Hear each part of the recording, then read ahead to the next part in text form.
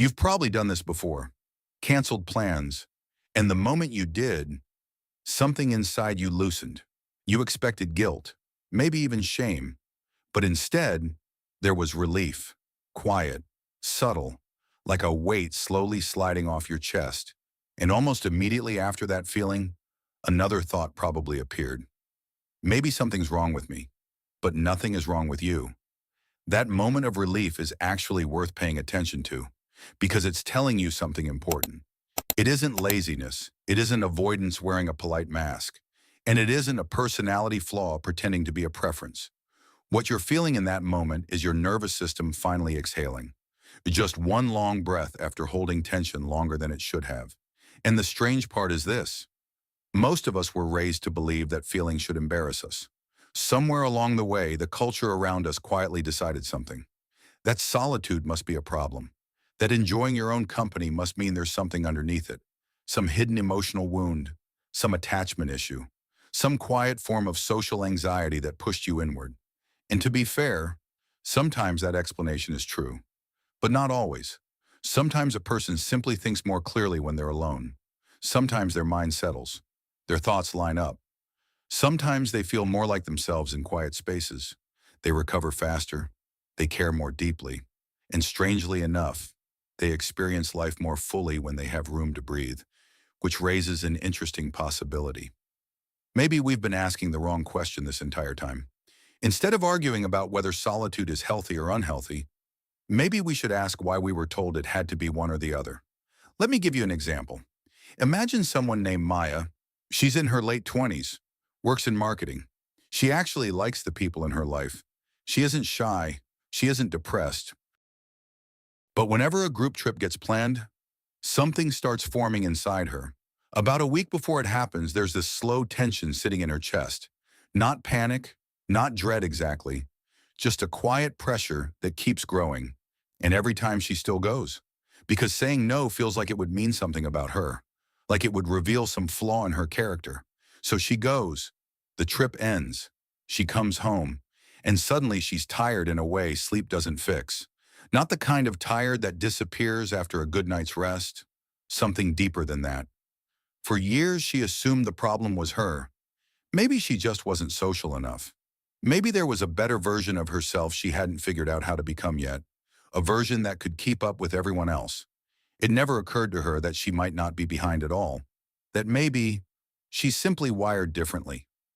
Back in the 1990s, a psychologist named Elaine Aron published research about something she called highly sensitive people. Even today, it still isn't widely discussed in mainstream psychology. Her research suggested that roughly 15 to 20% of people have nervous systems that process the world differently. Not necessarily more intensely, but more deeply. Their brains absorb emotional and sensory information at a greater depth. And that small difference changes a lot. These aren't fragile people. They're not the type who cry during every commercial. What's actually happening is that their brains are running more processes during social interactions than most other brains are. They're noticing more details, picking up more signals, reading more subtle changes in tone, mood, expression. Their minds move through more layers of interpretation. And when your brain works like that, it simply uses more energy, which means afterward you naturally need more time to reset, to clear the system, to let everything settle. That's not weakness. That's energy regulation. So when someone like Maya returns from a group trip and needs several quiet days alone before she starts feeling like herself again, that isn't antisocial behavior. She's recovering from something that required more energy from her nervous system than it did from the person sitting right next to her. And the interesting part, even knowing all of this, there's a good chance she'll still apologize for it. There's an idea people repeat so often, it almost sounds like a law of nature. You've probably heard it many times. Human beings are social creatures. And if someone starts drifting away from that, something must be wrong with them. Now, this belief didn't appear out of nowhere. Most myths begin with a small piece of truth. And in this case, there is some truth to it. Humans are built for connection. That part isn't really up for debate. A researcher named John Cacioppo spent decades studying loneliness at the University of Chicago. What he discovered was fascinating. When people experience loneliness, the brain reacts in ways that look remarkably similar to physical pain. In other words, our minds treat social disconnection almost like an injury. So yes, we do need other people. But here's the part that usually gets skipped. Needing people and needing people constantly are not the same thing. Those are two very different experiences. And when researchers began studying something called chosen solitude, the picture became far more complex than most of us expected. A psychologist named Reed Larson spent years observing how adolescents spend time when they're alone. What he found was surprisingly consistent. When solitude was voluntary, when someone chose to step away rather than being pushed away, something interesting happened. They tended to return to social situations in a noticeably better mood.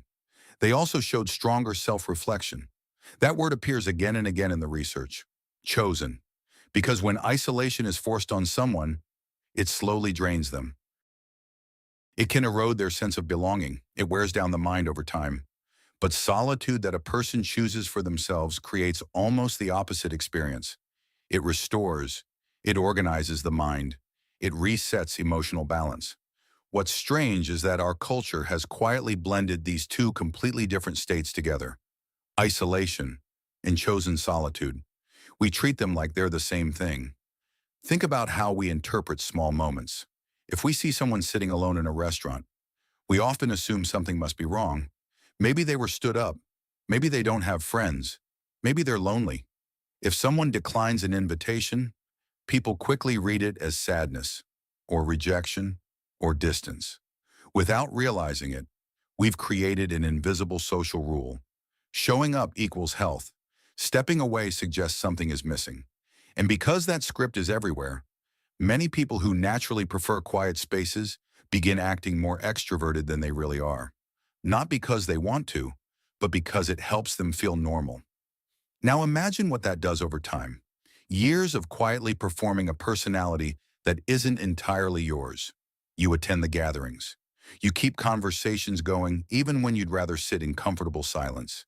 You answer the phone even though your energy is already empty. And slowly, a certain kind of fatigue begins to build. Not dramatic, not obvious, just a quiet exhaustion that follows you around. Most people assume the cause is work, or stress, or simply being busy, but very few stop to ask a different question. What if I've been living slightly out of alignment with myself for years? Just sit with that thought for a moment, because when you stop treating solitude like it's a problem to solve, something interesting begins to happen. You gain uninterrupted access to your own inner world, and that space inside you, that's where your real values live. That's where your instincts sort themselves out. It's also where the emotions you pushed aside during a crowded week finally get the attention they've been waiting for.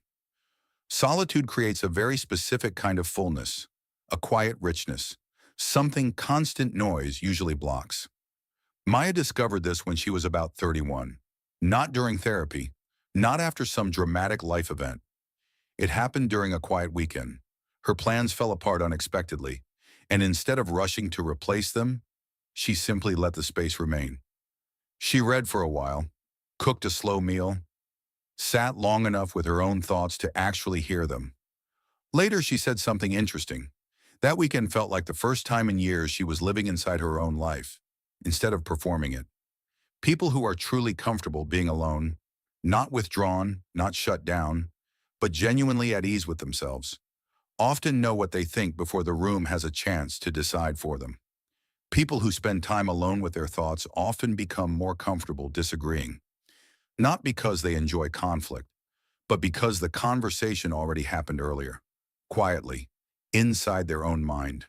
They've already tested their ideas, questioned their beliefs, turned the argument over from multiple sides, and that private dialogue builds something rare, a kind of cognitive independence, the ability to think clearly before the room tells you what to think.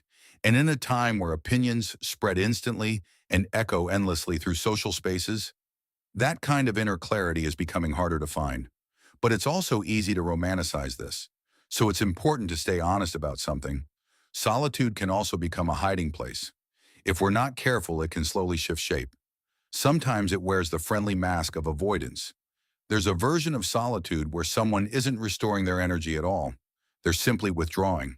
And the difficult truth is, only the person living that experience can really tell the difference. Real recharging feels like restoration. Your mind settles.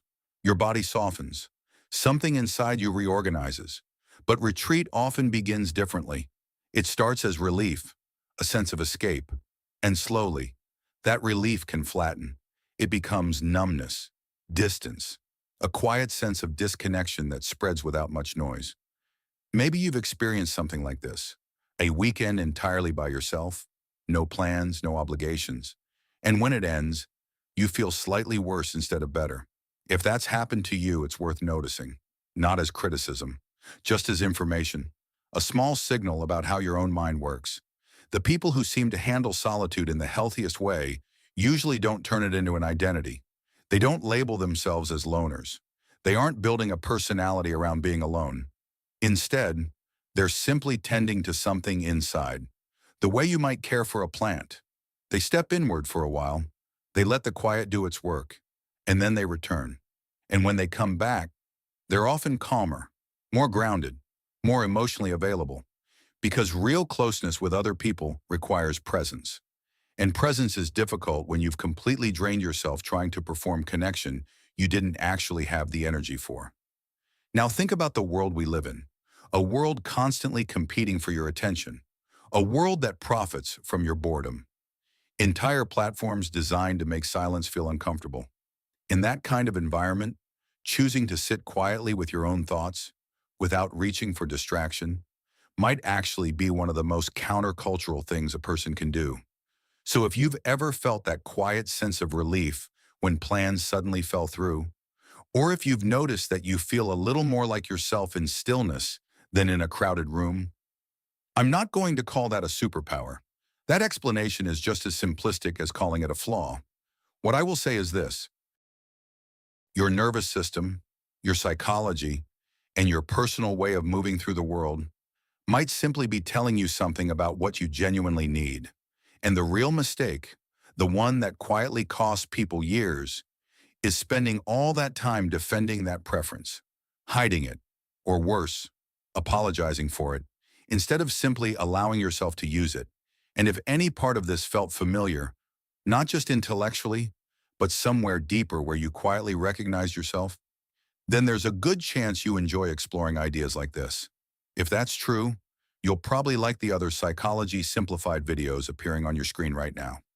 If you haven't subscribed yet, consider joining the channel. And if you ever feel like supporting these deeper psychological explorations directly, there's also a join button available.